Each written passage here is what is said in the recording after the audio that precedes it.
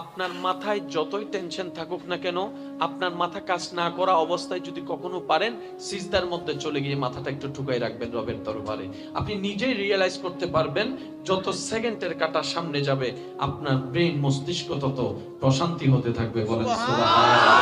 সবকিছু দেওয়ার পরও আমরা অশান্তির কেন জানেন? আমরা সবকিছুর ক্ষুধা নিবারণ করতে পারলেও যেখানে শান্তির জায়গা, সে শান্তির জায়গাকে আমরা ক্ষুধার খাবার দিতে পারি নাই। ও আমার অশান্ত মন, তুই বল না, তোকে আমি দিব, তো কি দিব, কি দিলে তুই শান্তি হবি? তখন অন্তর উত্তর দেয়, আলা বিযিকরিল্লাহি তাতমাইন্নুল কুলুব। চিৎকার দিয়ে বলেন সুবহানাল্লাহ। হাজার কিছু কামারে বান্দা, যতক্ষণ এই জায়গা শান্তি না হবে তোর কিচ্ছুই শান্তি লাগবে না। যাকে বিয়ে করার জন্য তুই সমাজের সাথে যুদ্ধ করেছিস, আমি দিল যদি অশান্তি হয়ে যায়, সে মানুষটাকেও ঘৃণা করতে তোর 2টা সেকেন্ড লাগবে না, 2টা সেকেন্ড লাগবে না। ওই চেহারা, যে চেহারাটা না দেখলে তোর রাতের ঘুম হতো না, আমি অশান্ত হলে ওই চেহারা তোর দেখতেও ইচ্ছা করবে না। কারণ আমি শান্তি, সব শান্তি, আমি অশান্তি, তোর সব অশান্তি। আমি যদি শান্তিতে থাকি গাছতলায় তোর অশান্তি লাগবে, আর আমি যদি অশান্তিতে থাকি অট্টালিকায় তুই কখনো শান্তি পাবি না, ইজ্জত পাবি না, প্রশান্তি পাবি না। এমনও তো হতে পারে ঘুমের ওষুধ খেয়েও কখনো ঘুম আসবে না, রাতের পর রাত ডান কাত বাম কাত হয়ে শুধু কাটতেই থাকবে, ঘুম তোমার আসবে না। আমাকে শান্তি করো, তোমার সব শান্তি হয়ে যাবে। আমাকে শান্তি করো, তোমার সব প্রশান্তি হয়ে যাবে। ও আমার পাগলা অন্তর, বল না কিভাবে শান্তি করব? বলে যে আমাকে যিনি বানিয়েছেন ওই রবের জিকির আমাকে শোনাই দাও, ওই রবের নাম আমাকে শোনাই দাও, ওই রবের ধ্যান আমাকে করায় দাও, ওই রবের প্রশংসা আমাকে শোনাইয়া দাও। তা আমি কিভাবে শোনাবো? আল্লাহ আল্লাহ বলে, বলে যে না, শুধু আল্লাহ আল্লাহ বলে নয়, তুমি রবের হুকুম পালন করতে থাকো, তুমি রবের আদেশ পালন করতে থাকো। তোমার প্রত্যেকটা কাজ রব যখন খুশি হতে থাকবে, আমি অশান্ত মন শান্তি হতে থাকবো। কারণ আল্লাহ আল্লাহ জিকিরে আল্লাহর প্রশংসা, নামাজের তাকবীরে আল্লাহর প্রশংসা, সূরা ফাতিহার মধ্যে আল্লাহর প্রশংসা, রুকুর মধ্যে আল্লাহর প্রশংসা, সামি আল্লাহু লিমান হামিদার মধ্যে আল্লাহর প্রশংসা, সুবহান রাব্বিয়াল আযীমের মধ্যে আল্লাহর প্রশংসা, সুবহান রাব্বিয়াল আলার ভিতরে আল্লাহর প্রশংসা, সওমের ভিতরে আল্লাহর প্রশংসা, লাব্বাইক আল্লাহুম্মা লাব্বাইক, লাব্বাইক লা শারীকা লাক লাব্বাইকের মধ্যে আল্লাহর প্রশংসা। আল্লাহর প্রশংসা যেখানে, আমি অন্তর অশান্তি থেকে শান্তি হব সেখানে। তো সব সময় তো আমি হজ করতে পারবো না, সব সময় তো রোজা রাখতে পারবো না, আমি কিভাবে তোমাকে শান্তি করব? বলে যে সব সময় করতে না পারো সমস্যা নাই, যতটুকু পারো আল্লাহর আদেশ নবীর আদেশ পালন করতে থাকো। আমি অন্তর সারাক্ষণ 24 ঘন্টা খাওয়াইতে হয় না, খাওয়ানোর মতো খাওয়াইতে জানলে আমি অনেক দিনই প্রশান্তি হয়ে যায়। বলে সন্তান যখন মারা যায়, মা বাবা পাশে থাকলো কে কি করতে পারে বলেন? তাকায় থাকা ছাড়া তো কেউ কিছু করতে। এই যে মা সন্তানের হাতটা ধরছে, নিঃশ্বাসটা যাওয়ার পরে হয়তো কিছুক্ষণ ধরে চিল্লে চিল্লাই কাঁদে, একটা না একটা সময় তো হাত ছাড়তে উপায় নাই, যে উপায় নাই, যে দুনিয়ার আপনরা বাধ্য হয়ে হাতটা ছেড়ে দিবে, সাহসের হাতটা, উৎসাহের হাতটা, যদি আমরা রবকে বান্দা হিসেবে, নবীকে উম্মত হিসেবে খুশি করে যেতে পারি, কোন রকম মনটাকে একটু ধৈর্য ধরে শয়তানের মুখে লাথি মেরে, তাহলে ওই কবরে রবের রহমত আমাদেরকে বরণ করে নিবে। বলেন সুবহানাল্লাহ। বিশ্বাস করেন ভাই, আপনি পারবেন। আপনি রমজান, আপনি তো সেই ব্যক্তি, রমজান মাসে না আপনি 20 রাকাত পড়েছেন, পারছেন তো? আপনি পারছেন? আপনার ভিতর পারার সেই কোয়ালিটিটা আছে। আপনি রমজান মাসে না দুপুর বেলা না খেয়েছিলেন, পারছেন তো? পারছেন তো? না পারলে তো ওই দিনে পারতেন না। আপনি রমজান মাসে দুপুর বেলা 10টা 11টা বাজে না খেয়েছিলেন। এই রমজানে আপনাকে শিখিয়ে দিয়েছে, আমাকে শিখিয়ে দিয়েছে, তুই রমজান মাসে যেহেতু না খেয়ে থাকতে পারছস, তুই চাইলে রমজান ছাড়াও না খেয়ে থাকতে পারবি।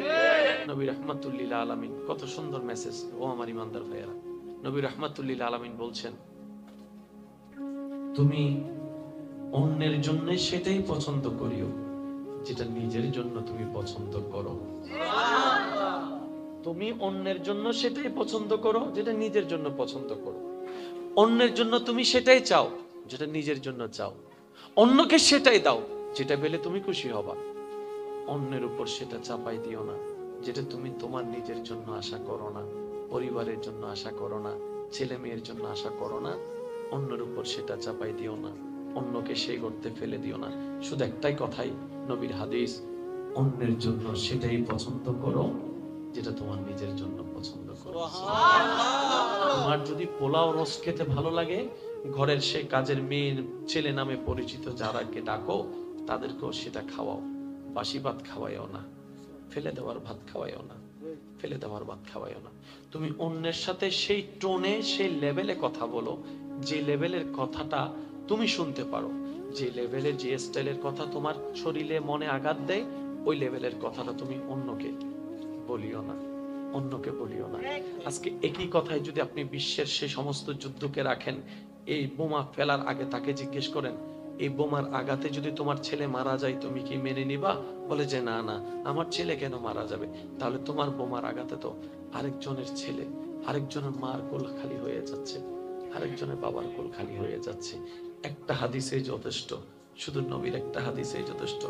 ইসলাম সেজন্যই বলা হয় মানবতার ধর্ম, ভালোবাসার ধর্ম, শান্তির ধর্ম, যুদ্ধ বন্ধের অন্যতম একটা ধর্ম ইসলাম। চিৎকার দিয়ে বলেন আপনার ছোট ভাই ছোট হয়ে আসেনি, এই 1000 কোটি বান্দার ভিতরে ওনাকে আপনার ভাই হওয়ার জন্য আপনার আল্লাহ সিলেক্ট করেছেন।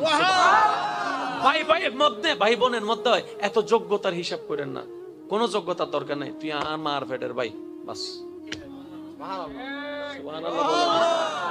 আজকে ভাই ভাইকে যখন বলে আমি মরলে আমার চেহারা দেখিস না, আমি জানি না এটা কেমনে বলাটা আসে। আমার জানা যায় তুই আসিস না। ভাই ভাইয়ের মধ্যে দুই কথা হইছে আর কি, ভাই ফুতের বিয়েতে যাচ্ছে না, ভাইজির বিয়েতে যাচ্ছে না, নিজেও যাচ্ছে না, চাচি মাকেও জেডি মাকেও পাঠাচ্ছে না, মানে না তো নাই। আচ্ছা, এইভাবে যদি পরিবার ভাঙ্গা শুরু করে, আগামী 10 বছর পরে তো বিয়ে দেওয়ার জন্য যে একটা অনুষ্ঠান করার জন্য আত্মীয় দরকার, আত্মীয় ভাড়া করে আনতে হবে, আর উপায় নাই তো। দূরের আত্মীয়র সাথে তো কোনো সম্পর্ক নাই, নিজের আত্মীয় যেগুলা, এগুলোর সাথেও কেমন জানি সম্পর্কটা। এবার আপনারা বলেন তো, আপনার মেয়ের বিয়ে কিংবা বোনের বিয়ে, এই ঘরে যদি মানুষজন না আসে দেখতে ভালো লাগবে? এই যে এতগুলো সুন্দর করে সাজগুজ করবেন, মেহমানদারি করার জন্য একটা হই হুল্লা, ছোট বাচ্চা না দূরালে ঘরে, এটা তো বিয়ের ঘর মনেও হয় না। এগুলা করবেন কাকে দিয়ে? আপনি তো চাচার সাথে, জেঠার সাথে, মামার সাথে, কাকার সাথে, সবার সাথে সম্পর্ক শেষ। একটু ঠান্ডা মাথায় হিসাব করে দেখেন তো, আপনার মেয়ের বিয়েতে আপনারা 2-3 জন ছাড়া। আমি কি বুঝাতে পারছি কথা? এমনকি মৃত্যুর দিনও নাই। তার মানে আমরা নিজেদের পায়ে নিজেরাই কুড়াল মারছি। কথা বলেন ঠিক? ইসলাম কি করে? আচ্ছা, এই যে কাজ যেগুলো বলছে, এগুলো কি ফেরেশতার কাজ না শয়তানের কাজ? শয়তান তো আমাদেরকে লসের দিকেই নিয়ে যাবে, এটা তো শয়তানের টার্গেট। আমরা চাচ্ছি প্লাস, তো প্লাসটা নিব কিভাবে? আল্লাহর কাছে যখন আমরা সাহায্য চাইছি, আল্লাহ পাক আমাদেরকে ইন্নাদ-দীনা ইনদাল্লাহিল ইসলাম দান করেছেন, যেটা অনুসরণ করলে প্লাসে যাব। তো ওইটা তো থিওরিক্যাল, প্র্যাকটিক্যাল হলে তো বুঝতে সহজ। তখন আল্লাহ পাক বলে, তোমাদেরকে প্লাস যারা নিতে চাও, তোমরা যারা দুনিয়া এবং আখিরাতে লাভ পেতে চাও, রব্বানা আতিনা ফিদ দুনিয়া হাসানাতাও ওয়া ফিল আখিরাতি হাসানাতাও ওয়া কিনা আযাবান নার, এই নিয়ামত অর্জন করতে চাও, তোমাদেরকে ইসলাম দিলাম, কোরআন দিলাম, আর প্র্যাকটিক্যাল জীবন হিসেবে আমার নবী রাহমাতুল লিল আলামিনকে দান করে দিলাম। আল্লাহ তাআলা দয়া করে আমাদের জন্য জান্নাত পাওয়া সহজ করে দিচ্ছেন। আমিন। 5 ওয়াক্ত নামাজ 1 ঘন্টা, বাকি আছে 23। এই 23 ঘন্টার মধ্যে কি করব? তখন আল্লাহ পাক বলে, হে আমার নবী, আপনি উম্মতকে জানিয়ে দিন তার জীবন বাঁচার জন্য ব্যবসার দরকার। এই ব্যবসাটা যেন আপনার সুন্নত মোতাবেক করে, ব্যবসায় ব্যবসা হবে, সওয়াবে সওয়াব হয়ে যাবে। সুবহানাল্লাহ।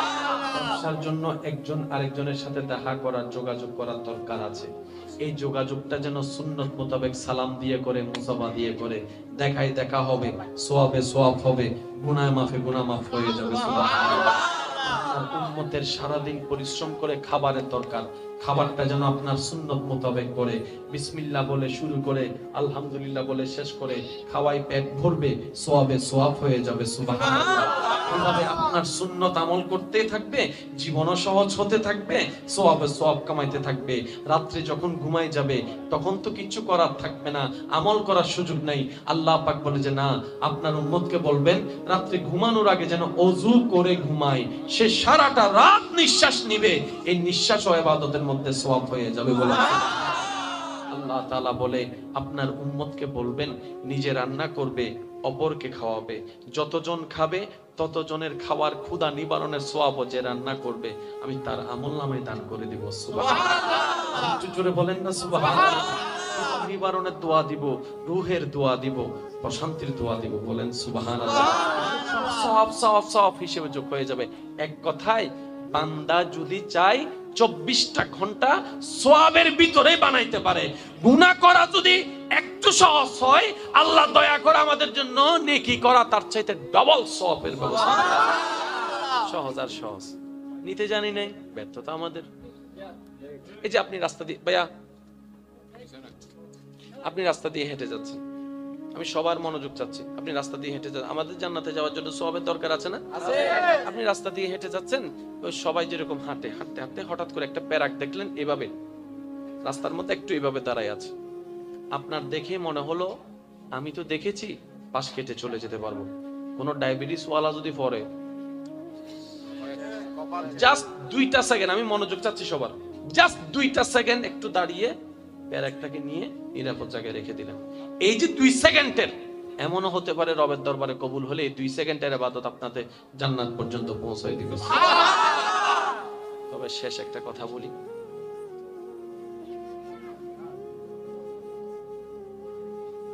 কারো বদদুয়ার কারণ হয়ে কবরে যায়েন না ভাই, দোয়া নিয়ে কবরে যান। আর দোয়াটা বলে বলে হয় না ভাই আমার জন্য দোয়া করিস, হয় না। এমন কিছু করেন শত্রুর দিলেও যেন খুশি হয়ে যায়। জোরে বলেন না সুবহানাল্লাহ। তবে একটা কথা মনে রাখবেন, যে মাফ করতে জানে তার এটা শান্তিতে থাকে, যে মাফ করতে জানে না, হিংসা রাগ মাথায় রাখে, সে নিজের রাতের ঘুমটাও হারাম করে ফেলে। তো সেজন্য আমি বলি অন্তত যে 2-1 জন আমাকে ভালোবাসেন, অন্তর থেকে ভালোবাসেন, কিংবা আপনাদের অন্তরের সৌন্দর্যতার কারণে আমাকে, আপনাদের মূল্যবান অন্তরে আমাকে একটুখানি জায়গা দিয়েছেন, আমি আপনাদের কাছে একটা আবদার করে কথা বলবো যে আমরা তো সবাই 2 দিনের মেহমান, চলে তো যাবোই একদিন, হ্যাঁ, অন্যের প্রতি রাগ ক্ষোভ রেখে লাভ কি, যাওয়ার হয়েছে। আল্লাহর দিকে তাকিয়ে আপনার সেই শত্রুকে, কষ্টদাতাকে আপনি মাফ করে দেন আল্লাহর দিকে তাকিয়ে। যারা মাফ করতে পারবেন তারা বলেন আমিন। আরেকটু জোরে আমিন। কারো প্রতি আপনার অন্তরে, আমার অন্তরে, আমাদের অন্তরে কোনো রাগ, কোনো ক্ষোভ, কোনো দাবি, যে যা দিছে, যে যা করছে, মাফ মাফ মাফ। ডান হাত তুলে দেখাই বলেন মাফ মাফ। যাকে মাফ করেছেন সে ভুল করছে কয়টা? অথবা অথবা অথবা অথবা 5টার বেশি তো করে নাই। যাকে আপনি মাফ করতে পারতেছিলেন না, রাগ লাগতেছে, কয়টা ভুল করছে? 1টা অথবা 5টা। এবার বলেন আমরা আল্লাহর আদেশ অমান্য করে কয় হাজার গুনাহ করছি? আমি একজনকে একটা গুনার কারণে মাফ করতে পারতেছি না, আর এখানে আমি হাজার অপরাধের আসামি। একটু বুঝবেন, একটু বুঝবেন। আমি একজনকে রাগ করছি, হিংসা করছি, 2 চোখে দেখতে পারছি না, সে আমার সাথে একটা ভুল করছে বলে, একবার কষ্ট দিছে বলে, একবার অন্যায় করছে বলে আমি তাকে 2 চোখে দেখতে পারতেছি না। অথচ আমি আল্লাহর দরবারে হাজারটা পাপের আসামি আমি নিজে, তাহলে আমি কিভাবে ক্ষমা আশা করতে পারি? আর ক্ষমা না পেলে তো জান্নাতে যাওয়া যাবে না। এবার দেখেন ইসলাম কত সুন্দর একটা সহজ করে দিয়েছেন। আল্লাহ তাআলা বলে যে আমার দিকে তাকিয়ে অন্যকে মাফ করে দিবে, আমি আল্লাহ খুশি হয়ে তাকে মাফ করে দেব। সুবহানাল্লাহ। এবার আসলে বলেন আপনি কি তাকে মাফ করেছেন নাকি নিজের মাফ নিয়েছেন? আপনি কি আসলে ওকে মাফ করেছেন, নিজের মাফ নিয়েছেন? ওর ভুল ছিল কয়টা? আমাদের ভুল 1000, আমাদের ভুল 1টা ভুল মাফ করে 1000টা ভুলের মাপ নিয়েছি। এবার বলেন মাইনাস না প্লাস? জোরে বলেন প্লাস। এইভাবেই হয়। অন্যের জন্য প্রশংসা করবেন, প্রশংসা আপনার কাছে ফিরে আসবে। অন্যের জন্য রাস্তা খুলে দেন, 20 বছর পর হলো আপনার রাস্তা কিভাবে খুলবে আপনি কল্পনা করতে পারবেন না।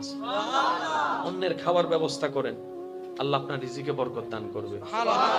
অন্যকে সম্মান দেয়, সে আপনাকে সম্মান না দিক, সম্মানে মূল্যায়ন না করুক, আপনি আপনার পক্ষ থেকে যতটুকু পারেন সম্মান দেন। ওয়া তুইজ্জু মান তাশা ওয়া আলা, আপনাকে সম্মানের ব্যবস্থা করে দিবে।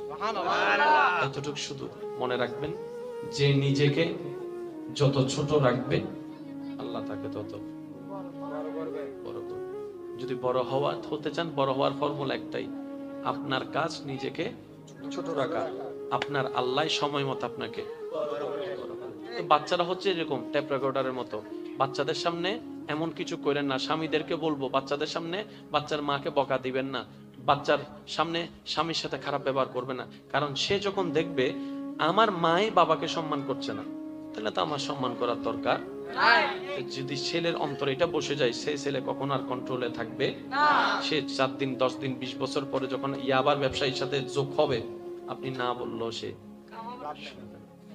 এতটুকু অনুরোধ, এক ছাদের নিচে থাকতে গেলে অনেক কিছুই হয়। তবে স্বামী স্ত্রীর উদ্দেশ্যে আমি একটা হাদিস বলবো আল্লাহ রসুলের। রসুল পাক সাল্লাল্লাহু আলাইহি ওয়াসাল্লাম বলছেন, শয়তান সবচেয়ে বেশি খুশি হয় কোন কাজে? স্বামী স্ত্রী যখন ঝগড়া হয়, শয়তান সবচেয়ে বেশি খুশি হয়। স্বামী স্ত্রী যখন ডিভোর্স হয়, শয়তান সবচেয়ে মহানন্দের হয়। সেজন্য স্বামীকে এবং স্ত্রীকে কথা মাথায় রাখতে হবে, যেহেতু নবীজি বলেছেন স্বামী স্ত্রী যখন দুইজন কথা বলে, মাঝখানে মিস্টার শয়তান একজন থাকে শুধু। সেজন্য অনেক সময় দেখবেন নরমাল কথাও বড় ঝগড়া হয়, মাথা ঠান্ডা হওয়ার পরে মাথায় চিন্তা করেন, কি রে এই ছোট কথা নিয়ে আমি এরকম করছি, সি সি সি সি। হয় কি হয় না? আপনার স্বামীরও দোষ নাই, স্ত্রীরও দোষ নাই, এগুলো মিস্টার, যারা বলেন মিস্টার শয়তান। আপনি ডিভোর্স করে যেখানে যাবেন সেখানে যে শান্তি পাবেন এমনও কোনো গ্যারান্টি। সেজন্য আল্লাহর সমীপে নিজেকে সুপর্দ করে দেন। ইজ্জত দেওয়ার মালিক আল্লাহ, রিজিক দেওয়ার মালিক আল্লাহ, হায়াত দেওয়ার মালিক আল্লাহ, সম্মান দেওয়ার মালিক আল্লাহ, জ্ঞান দেওয়ার মালিক আল্লাহ, শান্তি দেওয়ার মালিক আল্লাহ, সবকিছু দেওয়ার মালিক আল্লাহ। নিজের সবকিছু বিসর্জন দিয়ে ওনার ওইখানে ঝুঁকে যান, সময় মতো উনি সব দান করবেন। দুনিয়া বলছে এখানে লাভ বেশি, কিন্তু তোমাকে কাজ করতে হবে 2 নম্বরে। ইসলাম বলে যে তুমি মানুষকে ঠকাইও না, মানুষকে কষ্ট দিও না, মানুষের হক মেরে খেও না। মন যতই চাক আপনাকে কন্ট্রোল করতে হবে। কেন? আপনি লাভটা চান। কোন লাভ? যেটা চিরস্থায়ী লাভ। বলেন না সুবহানাল্লাহ। বুঝতে পারিনি বুঝার মতো, ব্যর্থতা আমাদের। বুঝানোর মতো উপস্থাপন করতে পারিনি, ব্যর্থতা আমাদের। নেওয়ার মতো নিতে পারিনি, ব্যর্থতা আমাদের। মনে রাখবেন আমার ইমানদার ভাইয়েরা, ইসলামের মধ্যে কমতির ক পর্যন্ত নাই। সম্পূর্ণ দিকে স্ট্যান্ডার্ড লেভেলের চাইতে স্ট্যান্ডার্ড যে ধর্ম, ইন্নাদ-দীনা ইনদাল্লাহিল ইসলাম, এটাই হচ্ছে ইসলাম। বলেন সুবহানাল্লাহ। নামের ইসলাম ওয়ালা আর অরিজিনাল ইসলাম ওয়ালার মধ্যে একটু পার্থক্য আছে। আমাদেরকে অনেকে ইসলাম ভুল বুঝে, আমাদেরকে দেখে। তা আমি শ্রদ্ধার সাথে বলি, ভাই আমাদেরকে দেখে ইসলাম বুঝতে চাইলে তুমি ভুল বুঝবা। তোমার যদি ইসলাম বুঝতে মন চাই, আবু বকর সিদ্দিকের জীবনী দেখো, ফারুক আজমের জীবনী দেখো, ওসমান গনির জীবনী দেখো, মৌলা আলীর জীবনী দেখো, ইমাম হাসান ও হোসাইনের জীবনী দেখো, আল্লাহর ওয়ালিদের জীবনী দেখো। তুমি বলতে বাধ্য হবা এমন চরিত্র যে ধর্ম শিখায় এই ধর্মের চাইতে শ্রেষ্ঠ কোনো ধর্ম নেই। বলেন সুবহানাল্লাহ। না ভাই না, ইসলাম শুধু পরকালীন মুক্তির নামের ধর্মের নাম নয়। ইসলামকে বলা হয় ফুড অফ লাইফ, মানব জীবনকে অসুন্দর থেকে সুন্দর করার মাধ্যমের নাম ইসলাম। দুনিয়ার জীবনকে নিয়ামতময় বানানোর নাম ইসলাম। বেইজ্জতি থেকে ইজ্জতের জীবনে ফিরে আসার নাম ইসলাম। অশান্তির জীবন থেকে শান্তির জীবনে রূপান্তর করার নাম ইসলাম। চিৎকার দিয়ে বলেন সুবহানাল্লাহ। আমাদের সবার মাথায় বসে আছে ইসলাম মানে পরকাল। আমি লা ইলাহা ইল্লাল্লাহ জিকির করব, আমার আমলটা ভারী হবে, পরকাল আমি জান্নাতে যাব। আমি 5 ওয়াক্ত নামাজটা পড়ব, আমার আমলটা ভারী হবে, নেক আমলটা, আমি পরকালে জান্নাতের মধ্যে যাব। আমি রোজাটা রাখবো, পরকালে আমি জান্নাতে যাব। আমি শ্রদ্ধার সাথে বলি, না ভাই না, ইসলামের প্রত্যেকটা কাজের মধ্যে পরকালও আছে, দুনিয়াও আছে, আপনার দেহের উপকারও আছে, আত্মার উপকারও আছে। বলেন সুবহানাল্লাহ। আমরা সব সময় পিছিয়ে কেন পড়ে জানেন ভাইয়া? আমরা অন্যের দোষগুলাকে ধরার জন্য যেভাবে মনোযোগ দিয়ে তাকায় থাকি, ঠিক ওই ফোকাসটা যদি নিজের ফিউচারের জন্য দিতে পারতাম, অনেক উপকার হয়ে যেত আমাদের। আমরা যখন অন্যের পিছনে লাগি, দেখবেন একটা সুই খসে পড়লো, এটা চোখে লাগে, নিজে যে এত বড় ভুল করে ফেলছি এটা চোখে লাগে নাই। এবার বলেন, আল্লাহ কি অন্য সম্পর্কে আমাকে, আমার সম্পর্কে অন্যকে জিজ্ঞেস করবে নাকি যার যার সম্পর্কে তাকে? তাহলে বুদ্ধিমানের কাজ কি প্লাসে কারা থাকবে? যারা নিজের গুলাকে খুঁজবে, তারাই বুদ্ধিমান, তারাই প্লাসের মধ্যে থাকবে। কিভাবে? কারণ নিজের দোষগুলা যখন সে আইডেন্টিফাই করতে পারবে, ওই ভুলের জন্য অনুতপ্ত হবে, অনুশোচনা হবে, ভুল করেছে সেটা বুঝতে পেরে, ভুল করেছে সেটা বুঝতে পেরে অনুতপ্ত হওয়ার কারণে সে অন্তর থেকে আল্লাহর কাছে তওবা করবে, ক্ষমা চাইবে। আল্লাহর কাছে ক্ষমা চাওয়ার কারণে আল্লাহ তার ভুলটাকে মাফ করে দিবে। সুন্দর কয়েক ধরনের হয়। একটা হচ্ছে আর্টিফিশিয়াল। 15-20 হাজার টাকা মেকআপের মধ্যে খরচ করলেন, এটা নির্দিষ্ট সময় পর কিন্তু আপনি নিজেই রাখবেন না, কারণ এটা বোঝা মনে হয়। কথা বলেন ঠিক না? মনে রাখবেন সুন্দর কাকে বলে। আশা করি আমার ভাইয়েরা কথাটা একটু ক্যাচ করার চেষ্টা করবেন। সুন্দর কাকে বলে? সুন্দর মানে সেটা নয় যেটা চোখে লাগে। সুন্দর মানে, আসল সুন্দর ওইটাই যেই সৌন্দর্যটা চোখে লাগার পরে মন থেকে শ্রদ্ধা চলে আসে, মায়া চলে আসে। এবার নাতি দাদাকে জিজ্ঞেস করছে, দাদা আপনার এত সৌন্দর্য, চেহারাটা দেখলে শ্রদ্ধা চলে আসে, মায়া চলে আসে, আপনি কি কোনো ক্রিম ইউজ করেন? বলে যে ক্রিম কি, আমরা তো সেটা জানি না। কোনো মেকআপ ইউজ করেন? বলে যে সেটা জানি না। তো এত সৌন্দর্যটা আপনার চেহারা থেকে নূর ঝরে পড়ছে, যেটা আমরা বলি আর কি, এত সৌন্দর্য পেলেন কোথায়?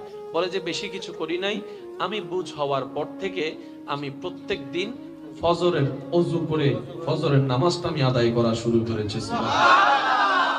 যেই ব্যক্তি ফজরের ওযু করে নামাজটা আদায় করা শুরু করবে, আপনি না পারলে আল্লাহর দিকে তাকিয়ে 40 দিন করেন, 50 দিন করেন, পার্থক্যটা আপনার নিজের চোখের সামনে আপনার বিবেক আইডেন্টিফাই করে দিবেন। অনেক মুরব্বী আছেন হাঁটতে পারে না, চোখও তেমন দুনিয়াদারি দেখে না, কিন্তু এখনো পর্যন্ত কোরআন পড়তে পারে। শুনি নাই সুবহানাল্লাহ। অনেক দাদি নানির ভিতরে, দাদা নানার ভিতরে এরকম মুরব্বী আছে, সামনে কি আছে উনি দেখতে পায় না ভালো করে, কিন্তু কোরআন যখন দেখে পড়তে পারে। অন্য কিছু দেখতে ওনার চশমা লাগলো, কোরআন পড়তে, এটা আমার নিজের সচক্ষে দেখা, সেজন্য বলা। তো কোরআনে শুধু সওয়াব দেয় না, চোখের নূরকে বাড়িয়ে দেয়। তো নূরটা বাড়লে কি হয় জানেন? এই চোখ দ্বারা যত জেনা হয়, চোখ দ্বারা যত জেনা হয়, ওই জেনা থেকে বেঁচে থাকতে পারে এই কোরআনের আলোর কারণে। বলেন এবার বলেন, এই কোরআনের দেখা, কোরআন পড়াটা কি শুধু পরকালে আমাকে লাভ করলো নাকি দুনিয়াতেও লাভ করছে? 2016 সালে জাপানি একজন চিকিৎসা বিজ্ঞানী, অসমি যার নাম, উনি মানবের দেহর সুস্থতা নিয়ে একটা গবেষণা করেছেন। মানে কি করলে মানবের দেহটা বেশি ভালো থাকা যায়, রাখা যায়। উনি গবেষণা করে দেখলেন প্রত্যেকটি বছরে 12টি মাস, 12টি মাসে মানুষ খেতেই থাকে, দিনে দুপুরে বিকালে রাতে খেতেই থাকে। তো উনি গবেষণা করে দেখলেন প্রত্যেকটা মানুষ যদি অন্তত বছরে নির্দিষ্ট কিছু দিন, মাসখানিক মতো না খেয়ে থাকে, অল্প খাওয়ার উপর থাকে, ওই মানবের দেহটা আগের চাইতে, খাওয়ার চাইতেও বেশি সুস্থ থাকবে। 12টি মাসে যদি একটা মাস খাওয়ার লেভেলটা কমাই দিতে পারে, তার শরীরটা ফিট থাকবে, শরীরটা সুস্থ থাকবে, শক্তিটা বেড়ে যাবে। ওনার গবেষণায় উনি এই মতামতটা দিয়েছেন। যখন 2016 সালে এই প্রতিবেদনটা বের হয়েছে যে অন্তত একটা মাস কিছু খাবার কমাই দিলে ভালো হবে, একজন বলে, ভাই আপনি মানবের চিকিৎসার জন্য ভালো পরামর্শ দেওয়ার জন্য যে পরামর্শটা আপনি দিয়েছেন, মুসলমানদের নবী 1450 বছর আগে মুসলমানদেরকে এমন একটা সিস্টেমের কথা রোজা বলে শিখাই দিয়েছেন। আপনি শুধু একটু ভাবুন, আপনি ভাবুন 2016 সালে একজন চিকিৎসা বিজ্ঞানী যে পরামর্শটা দিচ্ছেন মানবের শরীরের সুস্থতার জন্য, একই পরামর্শ 1450 বছর আগে ইসলাম দিয়েছে। ইসলাম শুধু একটা সওয়াবের ধর্ম নয়, এটা একটা চিকিৎসার ধর্ম। যেই ব্যক্তিটা শুক্রবার ছাড়া মসজিদের চেহারা দেখতো না, সেও রমজান মাস আসলে 20 রাকাত তারাবির জন্য ঘন্টার পর ঘন্টা দাঁড়ায় থাকতে পারে। এই যে একটা স্পিরিট, এটা তো কোনো দোকান থেকে আসে নাই, কোন লাইন দিয়ে ঢুকে নাই। এটার নামই ইসলাম, এটার নামই ইসলাম। সেই উপকারটা পাচ্ছি না কেন? আমরা রোজাকে রোজার মতো রাখতেও জানি নাই, সেহরিকে সেহরির মতো করতেও জানি নাই, ইফতারকে ইফতারের মতো করতে জানি নাই। এবার শুধু আপনাদেরকে বলি, ডাক্তার কি বলেছে? শরীরে সুস্থ থাকার জন্য কম খাওয়া ভালো। ভাইয়া জোরে বলেন, কম খাওয়া ভালো। এই যে আপনি সকাল থেকে না খেয়েছিলেন, আপনার ভিতরের মধ্যে ক্ষুধা লাগে নাই? আপনার খাবার হজম খাওয়ার জন্য কিছু পোকা আছে না? আপনার খাবার তো ওই পোকাগুলা তো কোনো খাবার পাচ্ছে না, যেহেতু আপনি খাচ্ছেন না। তখন তিনি কি করেছেন? ওই পোকাগুলা কি করে পেটের মধ্যে আশেপাশে জমে থাকা ময়লা যেগুলো আছে সবগুলা খাইতে থাকে। খাইতে থাকার কারণে নতুন কোষ সৃষ্টি হয়। নতুন কোষ সৃষ্টি হলে শরীরটা আবার সজাগ হয়। এটাই ডাক্তারের পরামর্শ। ইসলাম সেটা আগেই বলে দিয়েছেন। বলেন সুবহানাল্লাহ। ক্ষুধা লাগলে পানিটা তো কেউ খায় না, সবাই খাবার খুঁজে। আপনারা হয়তো প্রায় সময় শুনেছেন আলেমদের জবানে, সাহাবায়ে কেরাম নবীজির সাথে যারা ছিলেন ওনাদের বেশিরভাগ জীবনে খাবার হতো খেজুর আর পানি। খেজুর আর পানি। মাইকের আওয়াজ এই মুহূর্তে যতদূর যাচ্ছে একটু মনোযোগ দিয়ে শ্রবণ করবেন। ইসলাম কত সুন্দর একটা গোছানো ধর্ম। সুবহানাল্লাহ জোরে বলতে হবে। সাহাবায়ে কেরামের জীবনের পুরাটা সময়ের অর্ধেকের অর্ধেক কেটে গিয়েছেন শুধু খেজুর খেয়ে। আপনি আমি তৃষ্ণার্ত, আপনাকে পানি দেওয়া হলো চট্টগ্রামের পানি, দাঁড়িয়ে খাবেন না বসে? আমি বলে যাব, আপনারা শুধু শুনে শুনে উত্তরটা দিবেন। চট্টগ্রামের পানি দাঁড়িয়ে খাবেন না বসে? ঢাকার পানি, সিলেটের পানি, লন্ডনের পানি, অস্ট্রেলিয়ার পানি, আমেরিকার পানি, কানাডার পানি, আর্জেন্টিনার পানি, ব্রাজিলের পানি, সাউথ আফ্রিকার পানি, সুইজারল্যান্ডের পানি, মালদ্বীপের পানি, নেদারল্যান্ডের পানি, জমজমের পানি।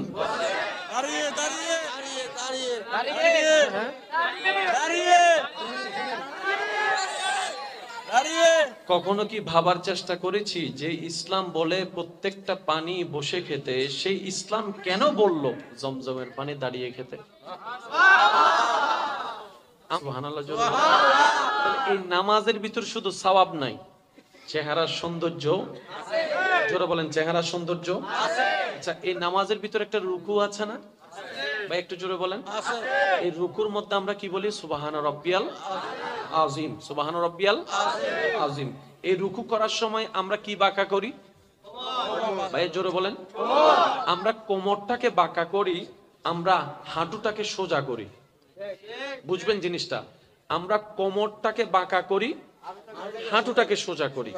এই হাঁটুটা যদি পরিপূর্ণ সোজা করতে চান, কিংবা আজকে ঘরে গিয়ে একটু ট্রাই করে দেখবেন, তখন দেখবেন আপনার হাঁটুর পিছনে রগটা একটু টান খাবে, একটু ব্যথা ব্যথা লাগবে। আমরা বেশিরভাগ মানুষ ওই ব্যথাটা না নেওয়ার জন্য আমরা ওই আবার একটু ভেঙে ফেলি, যার কারণে ওই ফায়দাটা আমরা পাচ্ছি না। যদি আমরা পরিপূর্ণভাবে রুকু করার মতো করতে জানি, আমাদের কোমর, ব্যাক পেইন সহ, হাঁটুর ব্যথা সহ, এমনকি হাঁটুর মধ্যে যে ক্যালসিয়াম আছে যেগুলো দরকার, ওগুলার মধ্যে আল্লাহ কল্যাণ দান করবেন। রুকুর মধ্যে শারীরিক উপকার আছে, জোরে বলতে হবে শারীরিক উপকার। এবার সিজদার মধ্যে যখন যাচ্ছি, আমাদের ব্রেনের মধ্যে রক্ত সঞ্চারণ বেড়ে যাচ্ছে, কারণ মাথা যখন নিচু হয় হাড় তখন উপরে চলে আসে, রক্ত সঞ্চারণ বেড়ে যাচ্ছে। যা আপনার মাথায় যতই টেনশন থাকুক না কেন, আপনার মাথা কাজ না করা অবস্থায় যদি কখনো পারেন, সিজদার মধ্যে চলে গিয়ে মাথাটা একটু ঠুকাই রাখবেন রবের দরবারে। আপনি নিজেই রিয়েলাইজ করতে পারবেন, যত সেকেন্ডের কাটা সামনে যাবে আপনার ব্রেন মস্তিষ্ক তত প্রশান্তি হতে থাকবে। বলেন সুবহানাল্লাহ। এবার বলেন, প্রত্যেকটা ছাত্রের একটা ডেইলি রুটিনের দরকার। যে ছাত্র ভাইয়ের একটা আওয়াজ দিয়ে বলেন, প্রত্যেকটা ভালো ছাত্র ভালো পাস করার জন্য, জীবন সুন্দর করার জন্য একটা ডেইলি রুটিনের দরকার। ডেইলি রুটিন ছাড়া কখনো কোনো ছাত্রের জীবন পারফেক্ট হয় না। এবার ডেইলি রুটিনের মধ্যে ছাত্র কি লেখে? কয়টায় সে ঘুম থেকে উঠবে এটা লেখে, কয়টায় নাস্তা করবে এটা লেখে, কয়টায় গোসল করবে সেটা লেখে, কয়টায় স্কুলে যাবে সেটা লেখে, এসে কি করবে সেটা লেখে। এই নিয়মটার দরকার কি? বলে যে লাইফটাকে অগোছালো না করে গোছানো হওয়ার জন্য। যেমন যত প্রফেশনের এই বাংলাদেশে মানুষ থাকুক না কেন, সবাই কিন্তু প্রশংসা করতে গেলে নিয়মের ক্ষেত্রে সবাই আর্মির প্রশংসা করে, ফিটনেসের ক্ষেত্রে আর্মির প্রশংসা করে, কথা বলতে হবে, উচ্চতার ক্ষেত্রে আর্মির প্রশংসা করে, নিয়মের ক্ষেত্রে আর্মির প্রশংসা করে, আইন পালনের ক্ষেত্রে আর্মির প্রশংসা করে।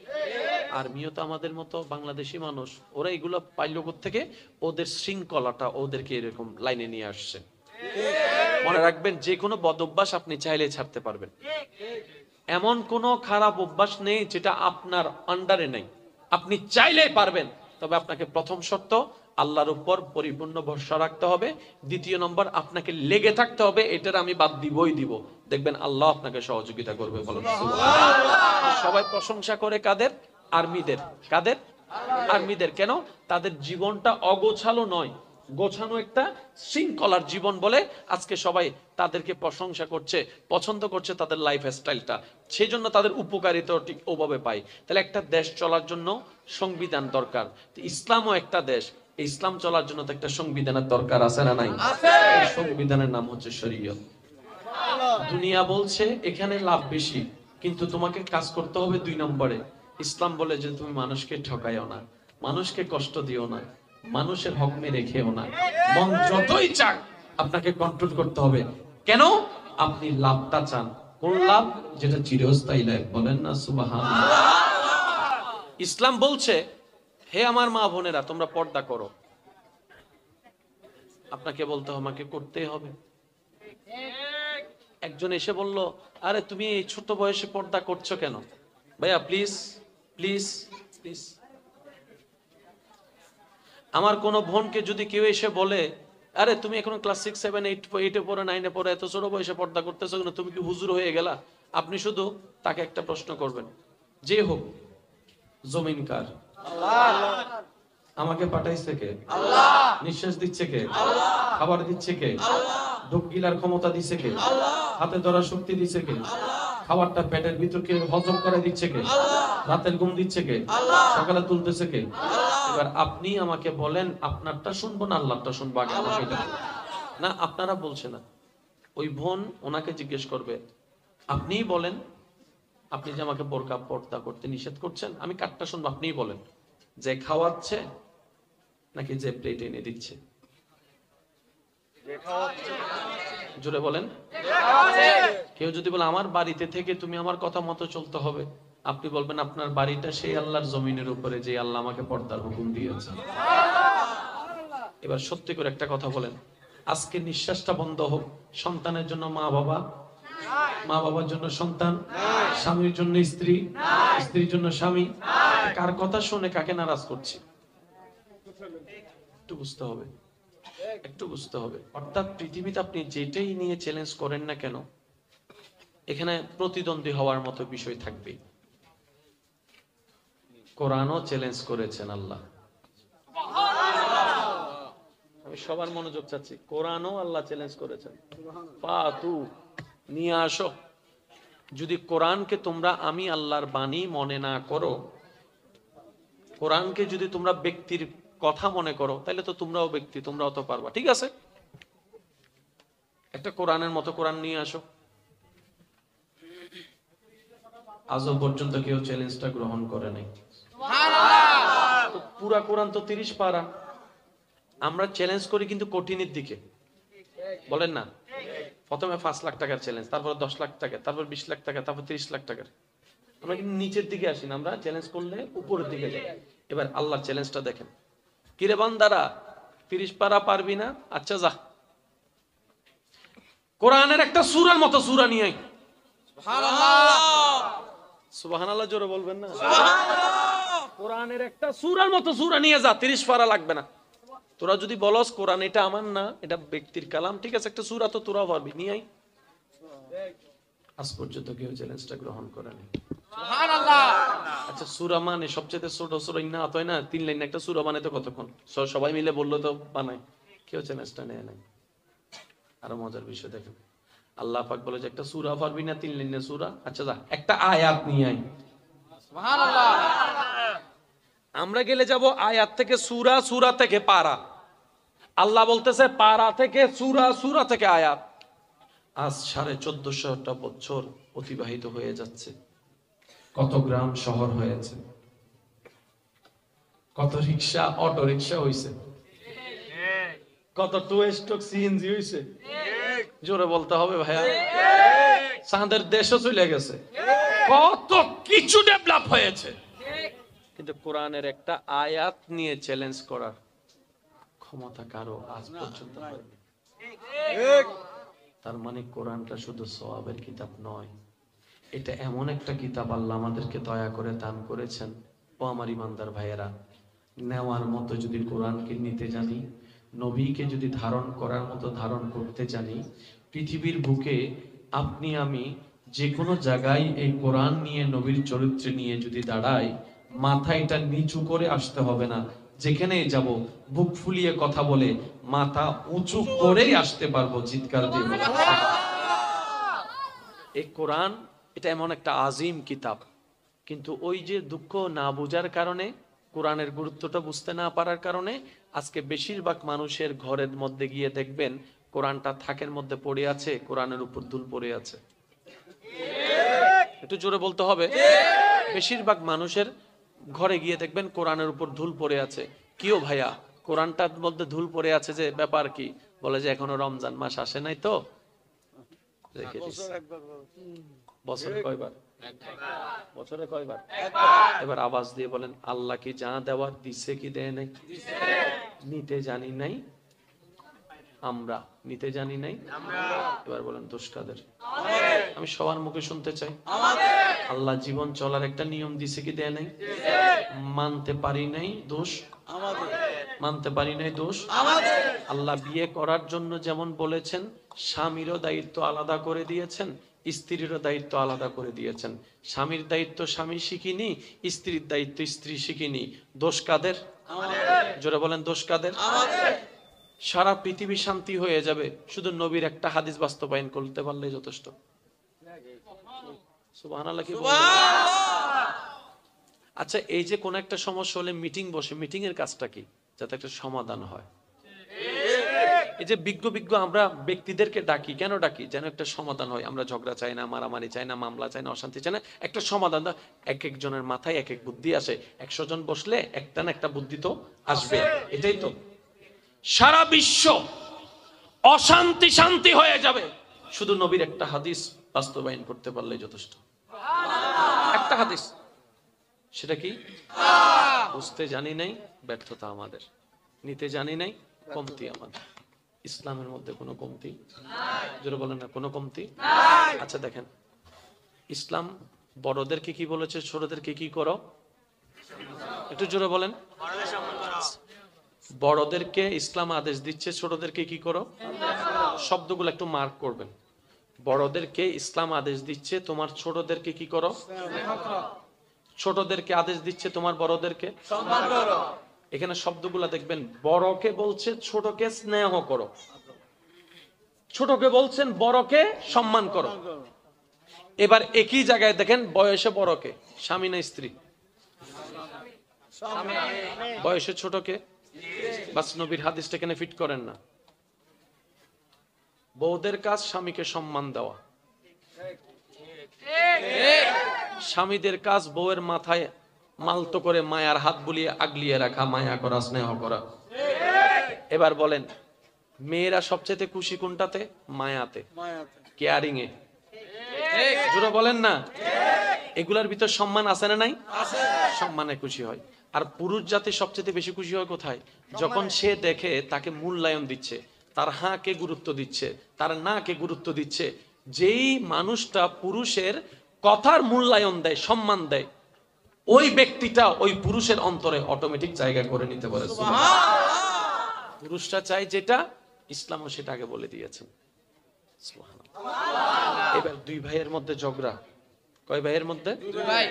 একজন বড় ভাই, একজন ছোট ভাই। এবার বড়র কাজ কি? স্নেহ করা। জোরে বলেন না, বড়র কাজ স্নেহ কি? করা।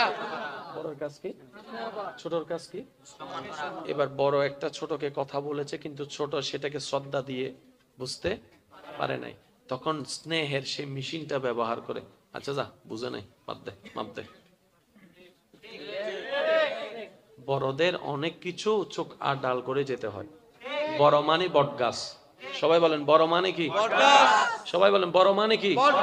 এই বটগাছের নিচে এসে কেউ প্রস্রাব করবে, কেউ কুট্টাবে, কেউ ঘুমাবে, কেউ আপনার ছায়া তলে ছায়া নিয়ে আবার আপনাকে কুড়ালো মারবে। বড়র কাজ হচ্ছে, বটগাছের কাজ হচ্ছে আগলায় রাখা। সিরেঙ্গে একটা হতা আছে যে গড়ার বড় উল্ডিগি হয় না, না হয় বড় উল্ডিগি মানে ছোটহীন। বড় যতক্ষণ ঠিক থাকবে সেটা আপনি ভাই হিসেবে হন, বোন হিসেবে হন, ভাবি হিসেবে হন, যেটাই বড় যদি সবার মতো হয় ওই ঘর টিকে থাকে। সুবহানাল্লাহ। এবার আপনাকে বুঝতে হবে, আপনার বড় ভাই বড় হয়ে আসেনি, আপনার আল্লাহ ওনাকে বড়র আসনটা দান করেছেন। সুবহানাল্লাহ।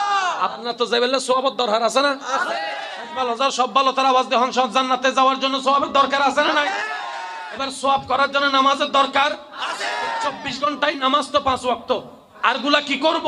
বান্দা যখন রবকে বলে, নবী যখন রবকে বলে উম্মতের পক্ষ হয়ে, আল্লাহ আমার উম্মত তো 5 ওয়াক্ত নামাজ, 5 ওয়াক্ত নামাজটা 1 ঘন্টা, বাকি 23 ঘন্টা কি করবে?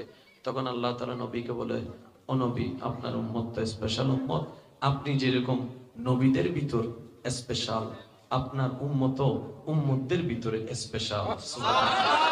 আপনাকে যেমন আমি অন্যদের তুলনায় বেশি দান করেছি, আপনার উম্মত আমার বান্দা যারা, তাদেরকে আমি অন্যদের চাইতে আরো বেশি দান করব। সুবহানাল্লাহ। নবী বলে, আল্লাহ আমার উম্মতের হায়াত কম, হায়াত কম, এই অল্প হায়াতে এত সওয়াব কিভাবে কামাবে? আমি সবার মনোযোগ চাচ্ছি। আপনার মাথায় যতই টেনশন থাকুক না কেন, আপনার মাথা কাজ না করা অবস্থায় যদি কখনো পারেন সিজদার মধ্যে চলে গিয়ে মাথাটা একটু ঠুকাই রাখবেন রবের দরবারে। আপনি নিজেই রিয়েলাইজ করতে পারবেন, যত সেকেন্ডের কাটা সামনে যাবে আপনার ব্রেন মস্তিষ্ক তত প্রশান্তি হতে থাকবে। বলেন সুবহানাল্লাহ। সবকিছু দেওয়ার পরও আমরা অশান্তির কেন জানেন? আমরা সব কিছুর ক্ষুধা নিবারণ করতে পারলেও যেখানে শান্তির জায়গা, সে শান্তির জায়গাকে আমরা ক্ষুধার খাবার দিতে পারি নাই। ও আমার অশান্ত মন, তুই বল না, তোকে আমি দিব, তো কি দিব, কি দিলে তুই শান্তি হবি? তখন অন্তর উত্তর দেয়, আলা বিযিকরিল্লাহি তাতমাইন্নুল কুলুব। চিৎকার দিয়ে বলেন সুবহানাল্লাহ। হাজার কিছু কামারে বান্দা, যতক্ষণ এই জায়গা শান্তি না হবে তোর কিচ্ছুই শান্তি লাগবে না।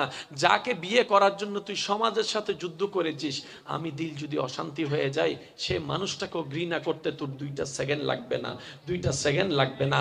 ওই চেহারা, যে চেহারাটা না দেখলে তোর রাতের ঘুম হতো না, আমি অশান্ত হলে ওই চেহারা তোর দেখতেও ইচ্ছা করবে না। কারণ আমি শান্তি, সব শান্তি, আমি অশান্তি, তোর সব অশান্তি। আমি যদি শান্তিতে থাকি গাছতলায় তোর প্রশান্তি লাগবে, আর আমি যদি অশান্তিতে থাকি অট্টালিকায় তুই কখনো শান্তি পাবি না, ইজ্জত পাবি না, প্রশান্তি পাবি না। এমনও তো হতে পারে ঘুমের ওষুধ খেয়েও কখনো ঘুম আসবে না, রাতের পর রাত ডান কাত বাম কাত হয়ে শুধু কাটতেই থাকবে, ঘুম তোমার আসবে না। আমাকে শান্তি করো, তোমার সব শান্তি হয়ে যাবে। আমাকে শান্তি করো, তোমার সব প্রশান্তি হয়ে যাবে। ও আমার পাগলা অন্তর, বল না কিভাবে শান্তি করব? বলে যে আমাকে যিনি বানিয়েছেন ওই রবের জিকির আমাকে শোনায় দাও, ওই রবের নাম আমাকে শোনায় দাও, ওই রবের ধ্যান আমাকে করায় দাও, ওই রবের প্রশংসা আমাকে শোনায় দাও। তা আমি কিভাবে শোনাবো? আল্লাহ আল্লাহ বলে বলে যে না, শুধু আল্লাহ আল্লাহ বলে নয়, তুমি রবের হুকুম পালন করতে থাকো, তুমি রবের আদেশ পালন করতে থাকো। তোমার প্রত্যেকটা কাজ রব যখন খুশি হতে থাকবে, আমি অশান্ত মন শান্তি হতে থাকবো। কারণ আল্লাহ আল্লাহ জিকিরে আল্লাহর প্রশংসা, নামাজের তাকবীরে আল্লাহর প্রশংসা, সূরা ফাতিহার মধ্যে আল্লাহর প্রশংসা, রুকুর মধ্যে আল্লাহর প্রশংসা, সামি আল্লাহু লিমান হামিদার মধ্যে আল্লাহর প্রশংসা, সুবহান রাব্বিল আযীমের মধ্যে আল্লাহর প্রশংসা, সুবহান রাব্বিল আলার ভিতরে আল্লাহর প্রশংসা, সওমের ভিতরে আল্লাহর প্রশংসা, লাব্বাইক আল্লাহুম্মা লাব্বাইক, লাব্বাইক লা শারীকা লাক লাব্বাইকের মধ্যে আল্লাহর প্রশংসা। আল্লাহর প্রশংসা যেখানে, আমি অন্তর অশান্তি থেকে শান্তি হব সেখানে। তো সব সময় তো আমি হজ করতে পারবো না, সব সময় তো রোজা রাখতে পারবো না, আমি কিভাবে তোমাকে শান্তি করব? বলে যে সব সময় করতে না পারো সমস্যা নাই, যতটুকু পারো আল্লাহর আদেশ নবীর আদেশ পালন করতে থাকো। আমি অন্তর সারাক্ষণ 24 ঘন্টা খাওয়াইতে হয় না, খাওয়ানোর মতো খাওয়াইতে জানলে আমি অনেক দিনেই প্রশান্তি হয়ে যায়। বলেন সন্তান যখন মারা যায়, মা বাবা পাশে থাকলো কে কি করতে পারে বলেন? তাকায় থাকা ছাড়া তো কেউ কিছু করতে। এই যে মা সন্তানের হাতটা ধরছে, নিঃশ্বাসটা যাওয়ার পরে হয়তো কিছুক্ষণ ধরে চিল্লায় কাঁদে, একটা না একটা সময় তো হাত ছাড়তে উপায় নাই যে যে দুনিয়ার আপনরা বাধ্য হয়ে হাতটা ছেড়ে দিবে, সাহসের হাতটা, উৎসাহের হাতটা, যদি আমরা রবকে বান্দা হিসেবে, নবীকে উম্মত হিসেবে খুশি করে যেতে পারি, কোন রকম মনটাকে একটু ধৈর্য ধরে শয়তানের মুখে লাথি মেরে, তাহলে ওই কবরে রবের রহমত আমাদেরকে বরণ করে নিবে। বলেন বিশ্বাস করেন ভাই, আপনি পারবেন। আপনি তো সেই ব্যক্তি, রমজান মাসে না আপনি 20 রাকাত পড়েছেন, পারছেন তো? আপনি পারছেন, আপনার ভিতর পারার সেই কোয়ালিটিটা আছে। আপনি রমজান মাসে না দুপুর বেলা না খেয়েছিলেন, পারছেন তো? না পারলে তো ওই দিনে পারতেন না। আপনি রমজান মাসে দুপুর বেলা 10টা 11টা বাজে না খেয়েছিলেন। এই রমজানে আপনাকে শিখিয়ে দিয়েছে, আমাকে শিখিয়ে দিয়েছে, তুই রমজান মাসে যেহেতু না খেয়ে থাকতে পারছস, তুই চাইলে রমজান ছাড়াও না খেয়ে থাকতে পারবি। নবী রাহমাতুল লিল আলামিন, কত সুন্দর মেসেজ। ও আমার ইমানদার ভাইয়েরা, নবী রাহমাতুল লিল আলামিন বলছেন, তুমি অন্যের জন্য সেটাই পছন্দ করিও যেটা নিজের জন্য তুমি পছন্দ করো। তুমি অন্যের জন্য সেটাই পছন্দ করো যেটা নিজের জন্য পছন্দ করো। অন্যের জন্য তুমি সেটাই চাও যেটা নিজের জন্য চাও। অন্যকে সেটাই দাও যেটা পেলে তুমি খুশি হবা। অন্যের উপর সেটা চাপাই দিও না যেটা তুমি তোমার নিজের জন্য আশা করো না, পরিবারের জন্য আশা করো না, ছেলে মেয়ের জন্য আশা করো না। অন্যের উপর সেটা চাপাই দিও না, অন্যকে সেই গর্তে ফেলে দিও না। শুধু একটাই কথাই নবীর হাদিস, অন্যের জন্য সেটাই পছন্দ করো যেটা তোমার নিজের জন্য পছন্দ করো। তোমার যদি পোলাও রোস্ট খেতে ভালো লাগে, ঘরের সে কাজের মেয়ে ছেলে নামে পরিচিত যারাকে ডাকো, তাদেরকেও সেটা খাওয়াও। বাসি ভাত খাওয়াইও না, ফেলে দেওয়ার ভাত খাওয়াইও না। তুমি অন্যের সাথে সেই টোনে, সেই লেভেলে কথা বলো, যে লেভেলের কথাটা তুমি শুনতে পারো, যে লেভেলের, যে স্টাইলের কথা তোমার শরীরে মনে আঘাত দেয়, ওই লেভেলের কথাটা তুমি অন্যকে বলিও না। আজকে একই কথাই যদি আপনি বিশ্বের সেই সমস্ত যুদ্ধকে রাখেন, এই বোমা ফেলার আগে তাকে জিজ্ঞেস করেন, এই বোমার আঘাতে যদি তোমার ছেলে মারা যায় তুমি কি মেনে নিবা? বলে যে না, আমার ছেলে কেন মারা যাবে? তাহলে তোমার বোমার আঘাতে তো আরেকজনের ছেলে, আরেকজনের মার কোল খালি হয়ে যাচ্ছে, আরেকজনের বাবার কোল খালি হয়ে যাচ্ছে। একটা হাদিসে যথেষ্ট, শুধু নবীর একটা হাদিসে যথেষ্ট।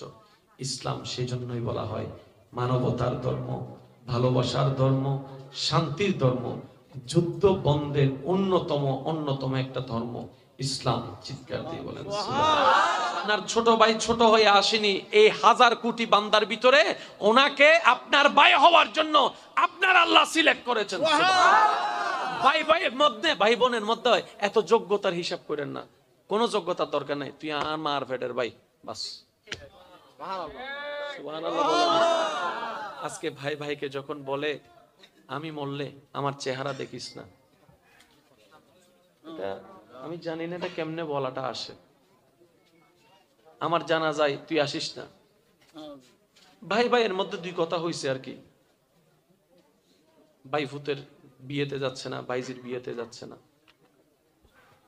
নিজেও যাচ্ছে না, চাচি মাকেও জেডি মাকেও পাঠাচ্ছে না, মানে না তো নাই। আচ্ছা, এইভাবে যদি পরিবার ভাঙ্গা শুরু করে, আগামী 10 বছর পরে তো বিয়ে দেওয়ার জন্য যে একটা অনুষ্ঠান করার জন্য আত্মীয় দরকার, আত্মীয় ভাড়া করে আনতে হবে, আর উপায় নাই তো।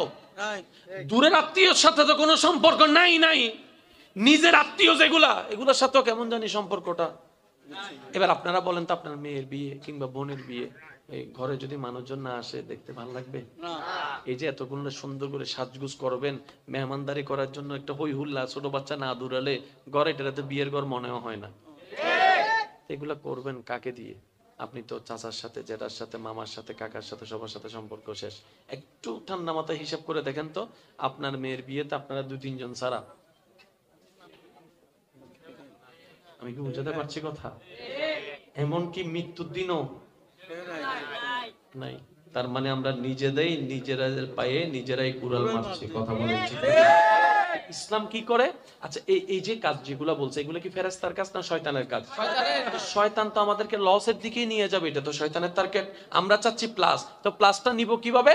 আল্লাহর কাছে যখন আমরা সাহায্য চাইছি, আল্লাহ পাক আমাদেরকে ইন্নাদ-দীনা ইনদাল্লাহিল ইসলাম দান করেছেন, যেটা অনুসরণ করলে প্লাসে যাব।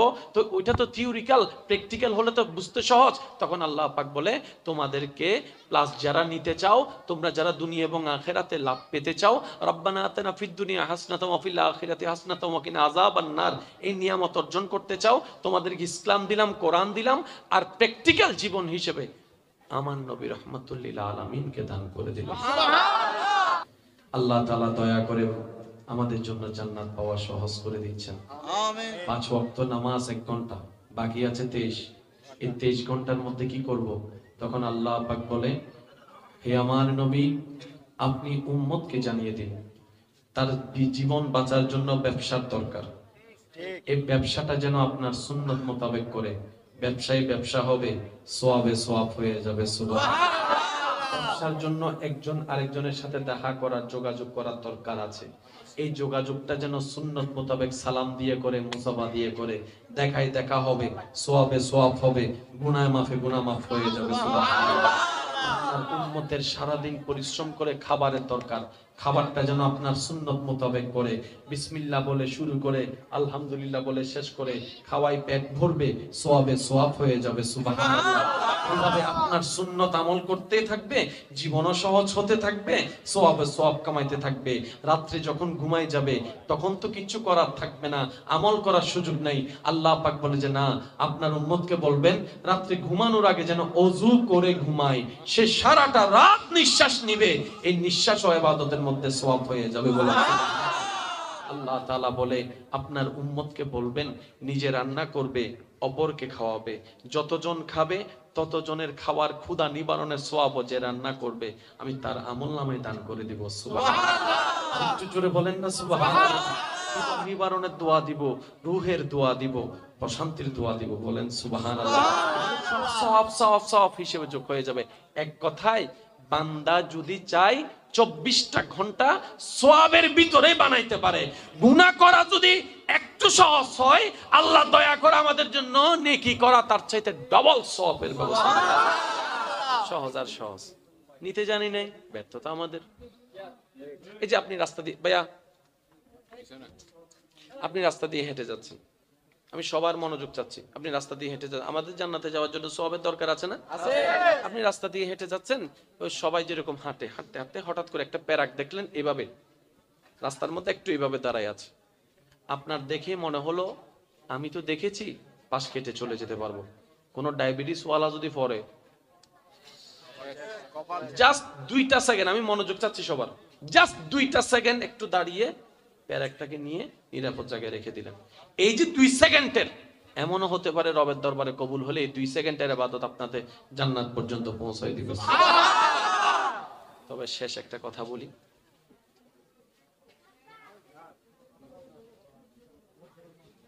কারো বদদুয়ার কারণ হয়ে কবরে যায়েন না ভাই, দোয়া নিয়ে কবরে যান। আর দোয়াটা বলে বলে হয় না ভাই আমার জন্য দোয়া করিস, হয় না। এমন কিছু করেন শত্রুর দিলেও যেন খুশি হয়ে যায়। জোরে বলেন না সুবহানাল্লাহ। তবে একটা কথা মনে রাখবেন, যে মাফ করতে জানে তার এটা শান্তিতে থাকে, যে মাফ করতে জানে না, হিংসা রাগ মাথায় রাখে, সে নিজের রাতের ঘুমটাও হারাম করে ফেলে। তো সেজন্য আমি বলি, অন্তত যে 2-1 জন আমাকে ভালোবাসেন, অন্তর থেকে ভালোবাসেন, কিংবা আপনাদের অন্তরের সৌন্দর্যতার কারণে আমাকে, আপনাদের মূল্যবান অন্তরে আমাকে একটুখানি জায়গা দিয়েছেন, আমি আপনাদের কাছে একটা আবদার করে কথা বলবো যে আমরা তো সবাই 2 দিনের মেহমান, চলে তো যাবোই একদিন। হ্যাঁ, অন্যের প্রতি রাগ ক্ষোভ রেখে লাভ কি, যাওয়ার হয়েছে। আল্লাহর দিকে তাকিয়ে আপনার সেই শত্রুকে, কষ্টদাতাকে আপনি মাফ করে দেন আল্লাহর দিকে তাকিয়ে। যারা মাফ করতে পারবেন তারা বলেন আমিন। আরেকটু জোরে। কারো প্রতি আপনার অন্তরে, আমার অন্তরে, আমাদের অন্তরে কোনো রাগ, কোনো ক্ষোভ, কোনো দাবি? যে যা দিছে, যে যা করছে, মাফ। মাফ। ডান হাত তুলে দেখাই বলেন মাফ। মাফ। যাকে মাফ করেছেন সে ভুল করছে কয়টা? অথবা অথবা অথবা অথবা পাঁচটার বেশি তো করে নাই।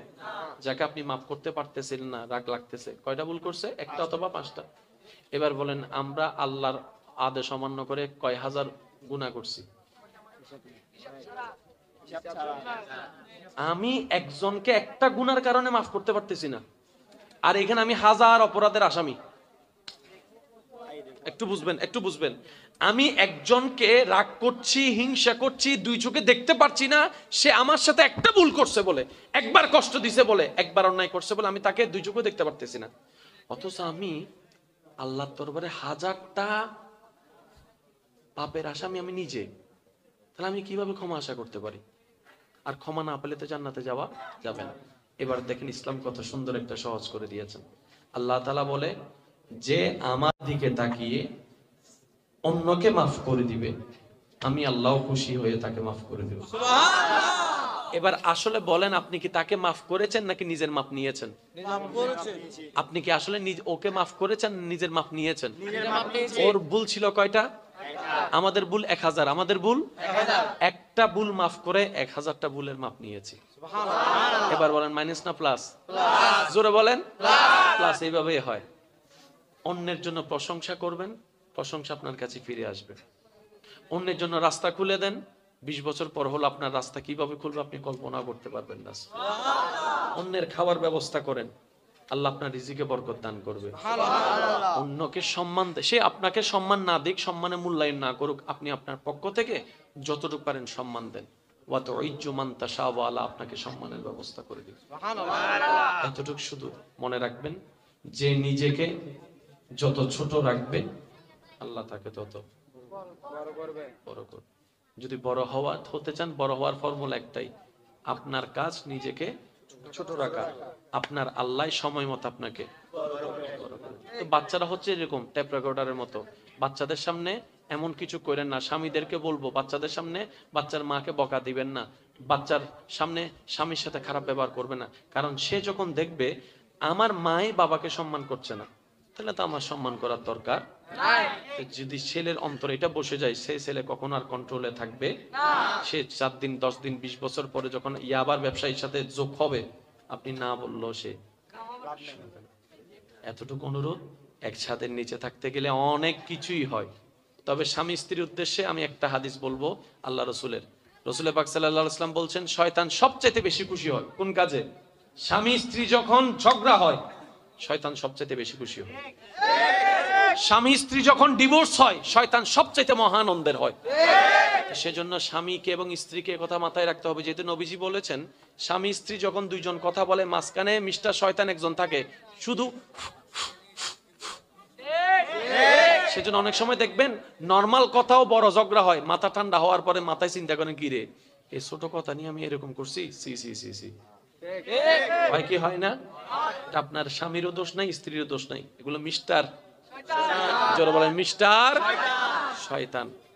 আপনি ডিভোর্স করে যেখানে যাবেন সেখানে যে শান্তি পাবেন এমনও কোনো গ্যারান্টি নাই। সেজন্য আল্লাহর সমীপে নিজেকে সুপর্দ করে দেন।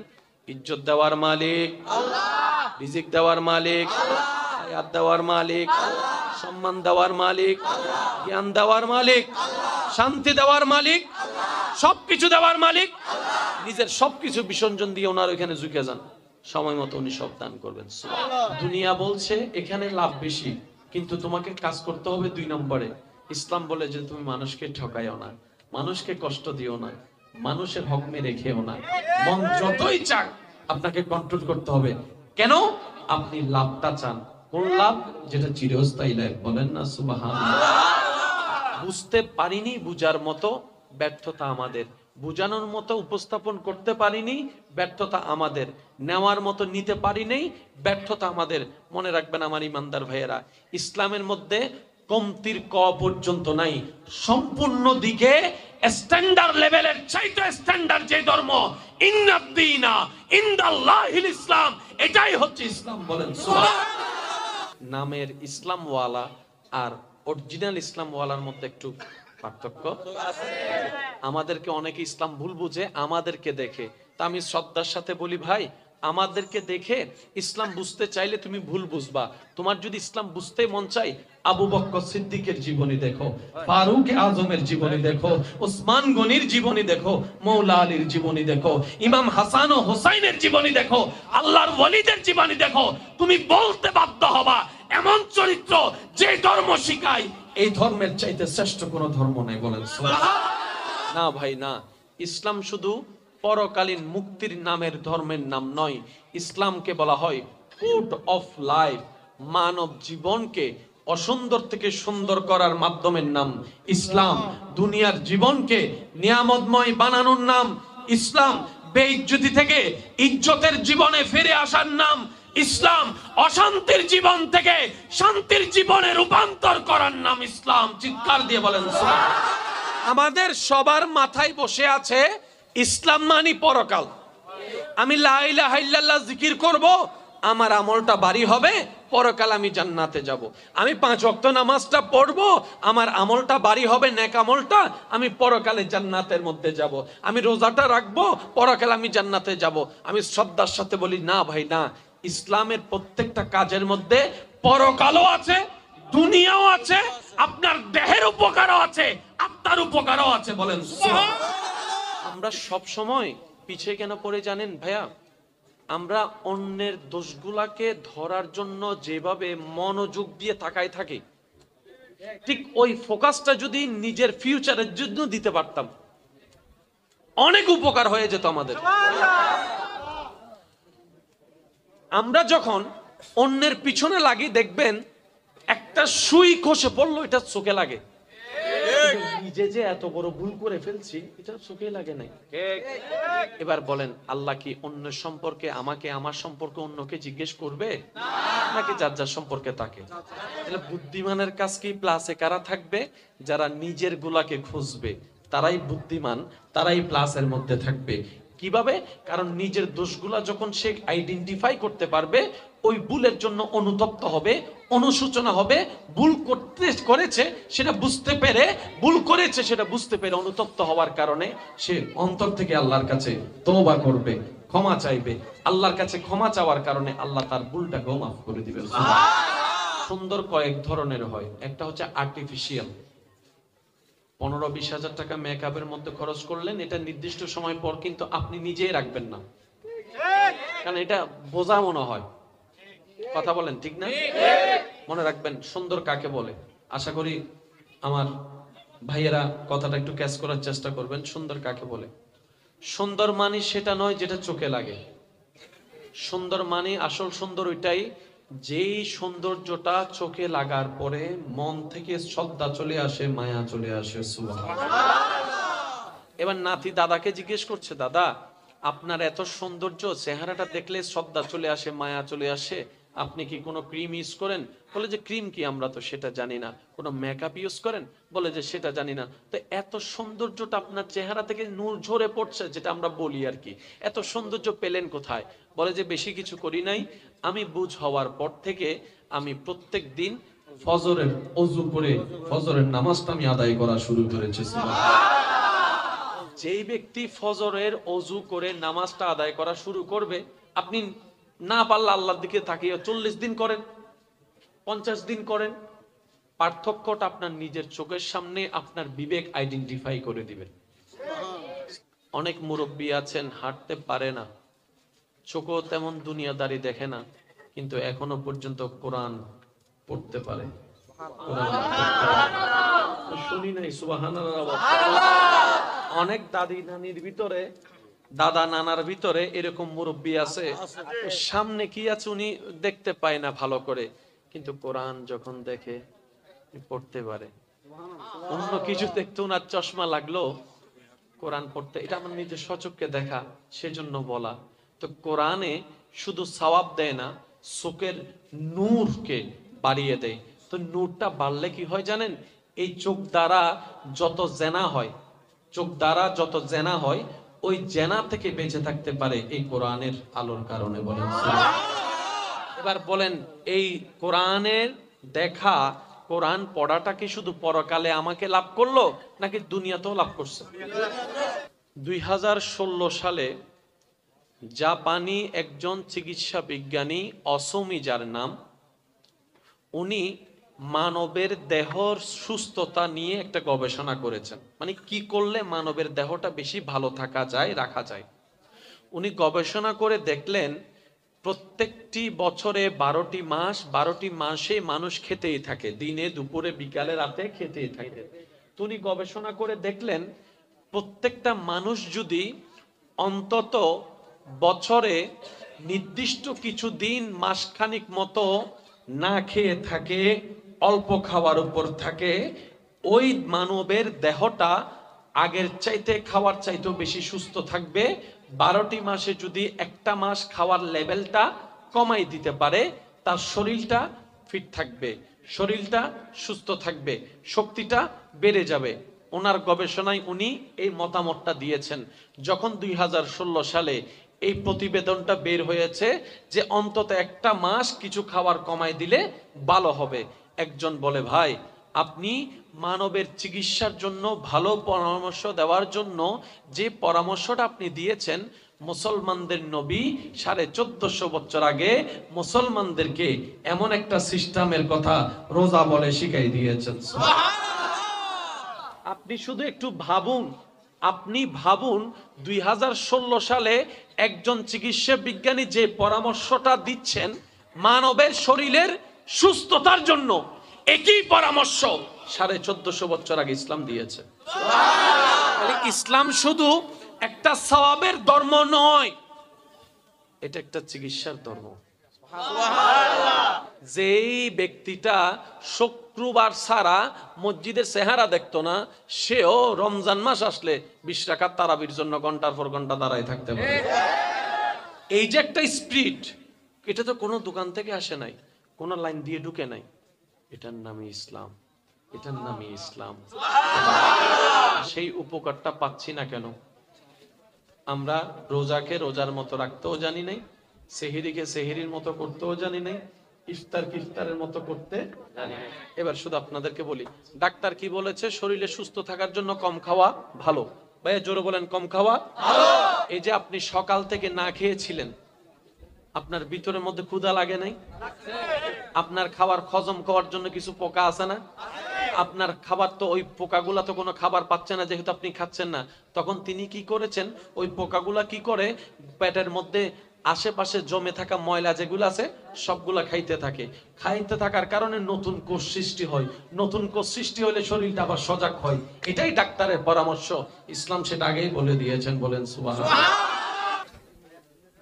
ক্ষুধা লাগলে পানিটা তো কেউ খায় না, সবাই খাবার খুঁজে। আপনারা হয়তো প্রায় সময় শুনেছেন আলেমদের জবানে, সাহাবায়ে কেরাম নবীজির সাথে যারা ছিলেন ওনাদের বেশিরভাগ জীবনে খাবার হতো খেজুর আর পানি। খেজুর আর পানি। মাইকের আওয়াজ এই মুহূর্তে যতদূর যাচ্ছে একটু মনোযোগ দিয়ে শ্রবণ করবেন। ইসলাম কত সুন্দর একটা গোছানো ধর্ম। সুবহানাল্লাহ জোরে বলতে হবে।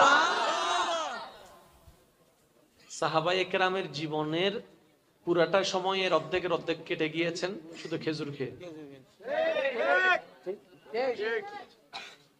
আপনি, আমি তৃষ্ণার্ত, আপনাকে পানি দেওয়া হলো চট্টগ্রামের পানি, দাঁড়িয়ে খাবেন না বসে?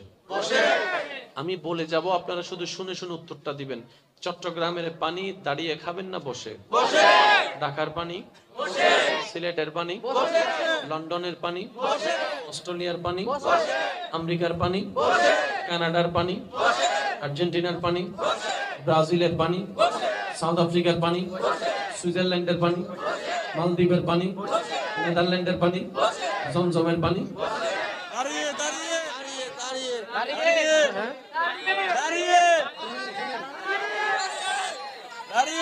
কখনো কি ভাবার চেষ্টা করেছি যে ইসলাম বলে প্রত্যেকটা পানি বসে খেতে, সেই ইসলাম কেন বলল জমজমের পানি দাঁড়িয়ে খেতে? সুবহানাল্লাহ জোরে বলেন। তাহলে এই নামাজের ভিতর শুধু সওয়াব নাই, চেহারার সৌন্দর্য, জোরে বলেন চেহারার সৌন্দর্য। আচ্ছা, এই নামাজের ভিতর একটা রুকু আছে না ভাই? একটু জোরে বলেন। এই রুকুর মধ্যে আমরা কি বলি? সুবহানা রাব্বিয়াল আযীম, সুবহানা রাব্বিয়াল আযীম। এই রুকু করার সময় আমরা কি বাঁকা করি ভাই? জোরে বলেন।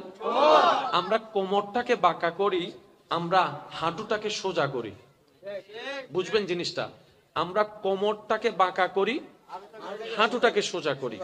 এই হাঁটুটা যদি পরিপূর্ণ সোজা করতে চান, কিংবা আজকে ঘরে গিয়ে একটু ট্রাই করে দেখবেন, তখন দেখবেন আপনার হাঁটুর পিছনে রগটা একটু টান খাবে, একটু ব্যথা ব্যথা লাগবে।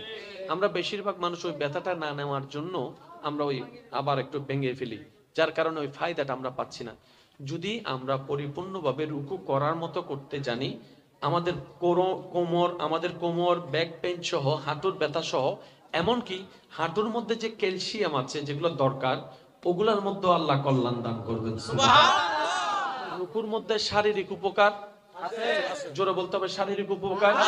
এবার সিজদার মধ্যে যখন যাচ্ছি, আমাদের ব্রেনের মধ্যে রক্ত সঞ্চারণ বেড়ে যাচ্ছে, কারণ মাথা যখন নিচু হয়, হাড় তখন উপরে চলে আসে, রক্ত সঞ্চারণ বেড়ে যাচ্ছে। যা আপনার মাথায় যতই টেনশন থাকুক না কেন, আপনার মাথা কাজ না করা অবস্থায় যদি কখনো পারেন, সিজদার মধ্যে চলে গিয়ে মাথাটা একটু ঠুকাই রাখবেন রবের দরবারে। আপনি নিজেই রিয়েলাইজ করতে পারবেন, যত সেকেন্ডের কাটা সামনে যাবে, আপনার ব্রেন মস্তিষ্ক তত প্রশান্তি হতে থাকবে। বলেন সুবহানাল্লাহ। এবার বলেন, প্রত্যেকটা ছাত্রের একটা ডেইলি রুটিনের দরকার। যে ছাত্র ভাইয়ের একটা আওয়াজ দিয়ে বলেন, প্রত্যেকটা ভালো ছাত্র ভালো পাস করার জন্য, জীবন সুন্দর করার জন্য একটা ডেইলি রুটিনের দরকার। ডেইলি রুটিন ছাড়া কখনো কোনো ছাত্রের জীবন পারফেক্ট হয় না। এবার ডেইলি রুটিনের মধ্যে ছাত্র কি লেখে? কয়টায় সে ঘুম থেকে উঠবে এটা লেখে, কয়টায় নাস্তা করবে এটা লেখে, কয়টায় গোসল করবে সেটা লেখে, কয়টায় স্কুলে যাবে সেটা লেখে, এসে কি করবে সেটা লেখে। এই নিয়মটার দরকার কি? বলে যে লাইফটাকে অগোছালো না করে গোছানো হওয়ার জন্য। যেমন যত প্রফেশনের এই বাংলাদেশে মানুষ থাকুক না কেন, সবাই কিন্তু প্রশংসা করতে গেলে নিয়মের ক্ষেত্রে সবাই আর্মির প্রশংসা করে, ফিটনেসের ক্ষেত্রে আর্মির প্রশংসা করে, কথা বলতে হবে, উচ্চতার ক্ষেত্রে আর্মির প্রশংসা করে, নিয়মের ক্ষেত্রে আর্মির প্রশংসা করে, আইন পালনের ক্ষেত্রে আর্মির প্রশংসা করে।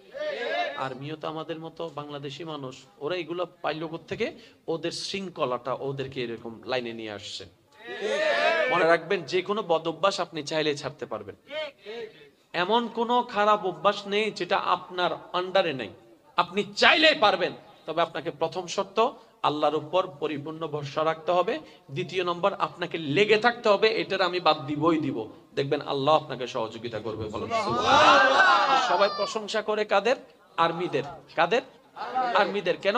তাদের জীবনটা অগোছালো নয়, গোছানো একটা শৃঙ্খলার জীবন বলে আজকে সবাই তাদেরকে প্রশংসা করছে, পছন্দ করছে তাদের লাইফ স্টাইলটা, সেই জন্য তাদের উপকারিতা ঠিক ওভাবে পায়। তাহলে একটা দেশ চলার জন্য সংবিধান দরকার। ইসলামও একটা দেশ, ইসলাম চলার জন্য তো একটা সংবিধানের দরকার আছে না নাই? এই সংবিধানের নাম হচ্ছে শরীয়ত। দুনিয়া বলছে এখানে লাভ বেশি, কিন্তু তোমাকে কাজ করতে হবে 2 নম্বরে। ইসলাম বলে যে তুমি মানুষকে ঠকাইও না, মানুষকে কষ্ট দিও না, মানুষের হক মেরে খেও না। মন যতই চাক আপনাকে কন্ট্রোল করতে হবে। কেন? আপনি লাভটা চান। কোন লাভ? যেটা চিরস্থায়ী লাভ। বলেন না সুবহানাল্লাহ। ইসলাম বলছে, হে আমার মা বোনেরা, তোমরা পর্দা করো। আপনাকে বলতে হবে, আমাকে করতেই হবে। একজন এসে বলল, আরে তুমি এই ছোট বয়সে পর্দা করছো কেন? ভাইয়া প্লিজ প্লিজ প্লিজ। আমার কোনো বোনকে যদি কেউ এসে বলে, আরে তুমি এখনো ক্লাস 6, 7, 8 পড়ে 9 পড়ে এত ছোট বয়সে পর্দা করতেছো কেন? তুমি কি হুজুর হয়ে গেলা? আপনি শুধু তাকে একটা প্রশ্ন করবেন, যে হোক, জমিন কার? আল্লাহ। আমাকে পাঠাইছে কে? আল্লাহ। নিঃশ্বাস দিচ্ছে কে? আল্লাহ। খাবার দিচ্ছে কে? আল্লাহ। ঢোক গিলার ক্ষমতা দিচ্ছে কে? আল্লাহ। হাতে ধরার শক্তি দিচ্ছে কে? আল্লাহ। খাবারটা পেটের ভিতরকে হজম করে দিচ্ছে কে? আল্লাহ। রাতের ঘুম দিচ্ছে কে? আল্লাহ। সকালে তুলতেছে কে? আল্লাহ। এবার আপনি আমাকে বলেন, আপনারটা শুনবো না আল্লাহরটা শুনবো? আগে আমাকে এটা না, আপনারা বলছে না। ওই বোন ওনাকে জিজ্ঞেস করবে, আপনিই বলেন, আপনি যে আমাকে বোরকা পর্দা করতে নিষেধ করছেন, আমি কাটটা শুনবো, আপনিই বলেন যে খাওয়াচ্ছে নাকি যে প্লেট এনে দিচ্ছে? জোরে বলেন। কেউ যদি বলে আমার বাড়িতে থেকে তুমি আমার কথা মতো চলতে হবে, আপনি বলবেন আপনার বাড়িটা সেই আল্লাহর জমিনের উপরে যে আল্লাহ আমাকে পর্দার হুকুম দিয়েছে। এবার সত্যি করে একটা কথা বলেন, আজকে নিঃশ্বাসটা বন্ধ হোক, সন্তানের জন্য মা বাবা, মা বাবার জন্য সন্তান, স্বামীর জন্য স্ত্রী, স্ত্রীর জন্য স্বামী, কার কথা শুনে কাকে নারাজ করছি? একটু বুঝতে হবে, একটু বুঝতে হবে। অর্থাৎ পৃথিবীতে আপনি যেটাই নিয়ে চ্যালেঞ্জ করেন না কেন, এখানে প্রতিদ্বন্দ্বী হওয়ার মতো বিষয় থাকবে। কোরআনও চ্যালেঞ্জ করেছেন আল্লাহ। আমি সবার মনোযোগ চাচ্ছি, কোরআনও আল্লাহ চ্যালেঞ্জ করেছেন, ফাতু, নিয়ে আসো। যদি কোরআনকে তোমরা আমি আল্লাহর বাণী মনে না করো, কোরআনকে যদি তোমরা ব্যক্তির কথা মনে করো, তাহলে তো তোমরাও ব্যক্তি, তোমরাও তো পারবা। ঠিক আছে, একটা কোরআনের মতো কোরআন নিয়ে আসো।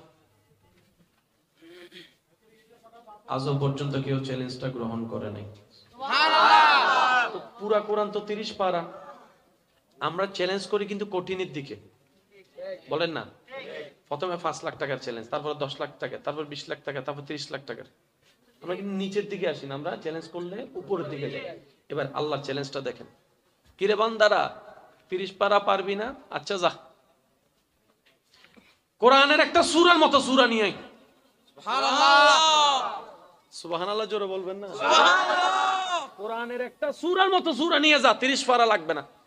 তোরা যদি বলস কোরআন এটা আমার না, এটা ব্যক্তির কালাম, ঠিক আছে, একটা সূরা তো তোরাও পারবি, নিয়ে আয়। আজ পর্যন্ত কেউ চ্যালেঞ্জটা গ্রহণ করেনি।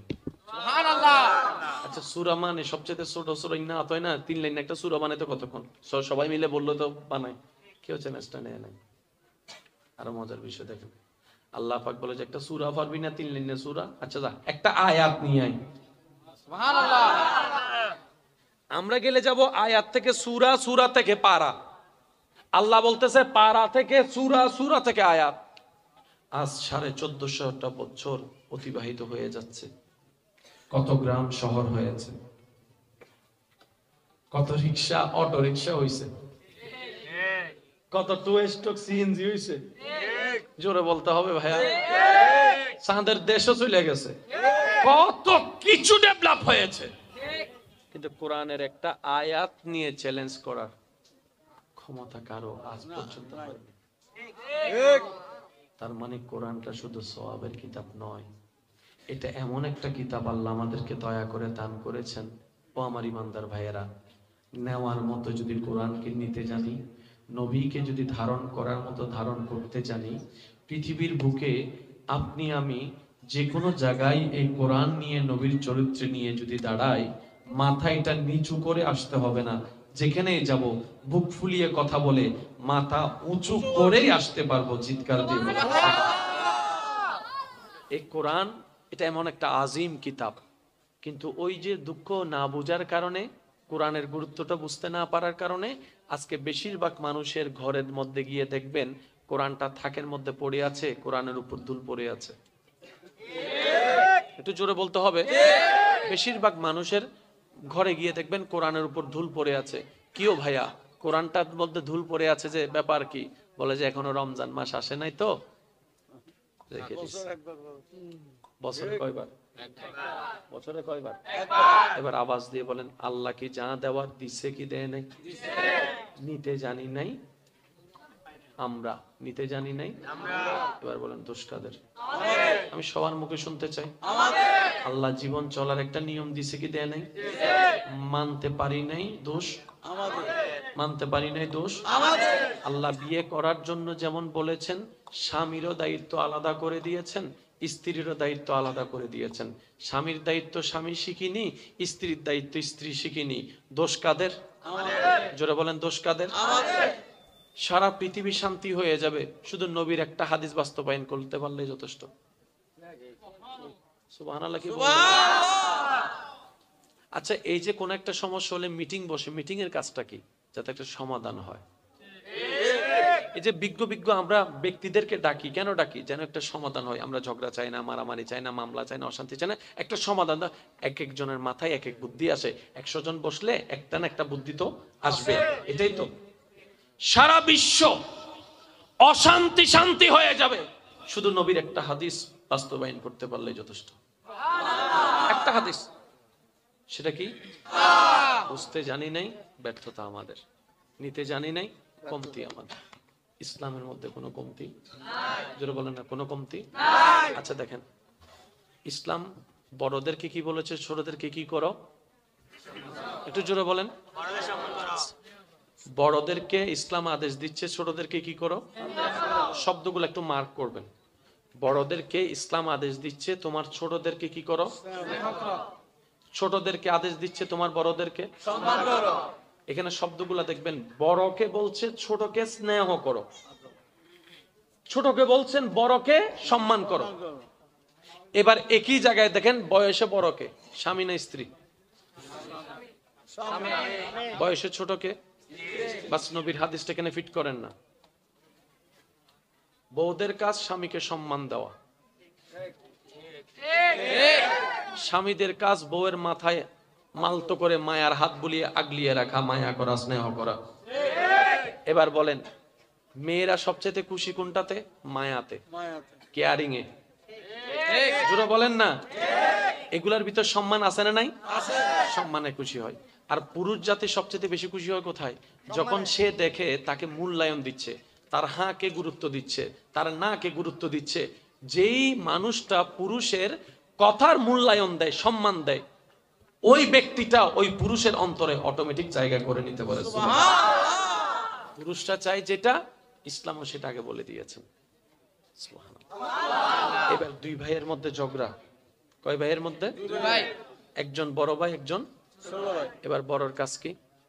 স্নেহ করা। জোরে বলেন না, বড়র কাজ কি? বড়র কাজ কি?